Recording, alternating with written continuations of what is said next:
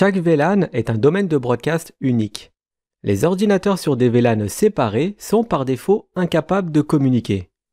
Pour autoriser une communication entre VLAN, il faut faire du routage inter-VLAN.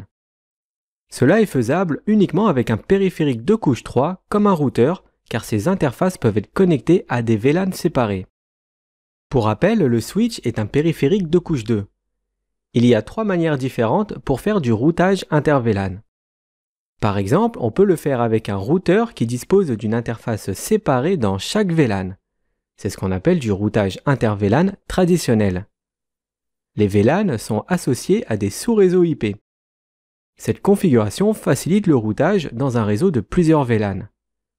Sur cette topologie, les PC du VLAN 10 doivent passer par le routeur pour pouvoir communiquer avec ceux du VLAN 20. Le problème avec cette solution, c'est qu'il faut utiliser une interface du routeur pour chaque VLAN. Plus il y a de VLAN et plus il faut bloquer des interfaces sur le routeur. Cette solution n'est donc pas vraiment évolutive. Une autre solution consiste à utiliser un switch de couche 3. Certains switches sont capables d'effectuer des fonctions de couche 3, ce qui permet de remplacer le routeur, car un périphérique de couche 3 est capable d'effectuer le routage inter-VLAN. Traditionnellement, un switch est un périphérique de couche 2, c'est-à-dire qu'il examine l'entête de la couche 2 là où il y a les adresses MAC pour acheminer les paquets, et le routeur examine la couche 3 là où il y a les adresses IP pour effectuer le routage. Un switch de couche 3 combine la fonctionnalité d'un switch et d'un routeur dans un seul et même appareil. Il switche le trafic lorsque la source et la destination sont dans le même VLAN, et route le trafic lorsqu'ils sont dans des VLAN différents, c'est-à-dire sur différents sous-réseaux IP.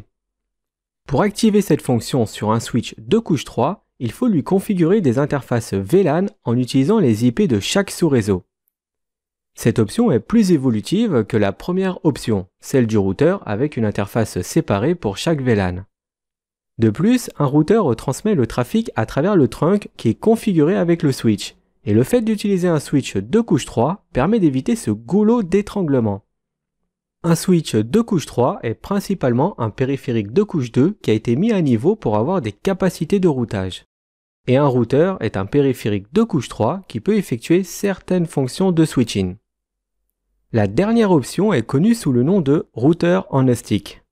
L'avantage de cette solution, c'est qu'ici la configuration du routage inter-VLAN ne demande pas de bloquer une interface physique par VLAN.